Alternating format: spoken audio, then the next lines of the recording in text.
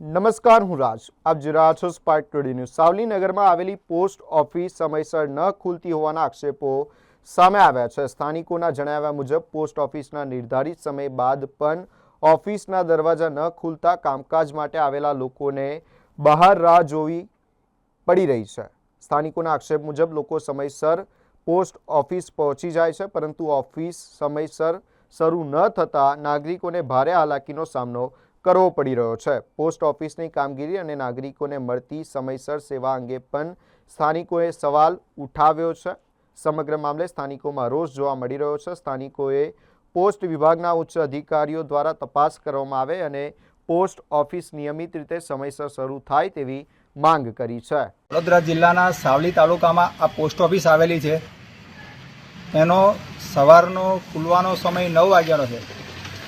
તેમ છતાં આજે અત્યારે આપ જોઈ શકો છો કે અહીંયા આગળ તાળા લાગેલા છે અને કોઈ પણ કર્મચારી હાજર નથી. અને આ વસ્તુ આજે નથી, આ રોજની આ વસ્તુ છે. કોઈ કર્મચારી સમય આવતા નથી અને તાલુકાની આજુબાજુની ગામના જે માણસો હોય છે, જે તેમના પોસ્ટના કામે આવતા હોય છે, તેમને ધરમના ધક્કા ખાવા પડે છે અને સમયસર કોઈ અહીંયા આવતું નથી.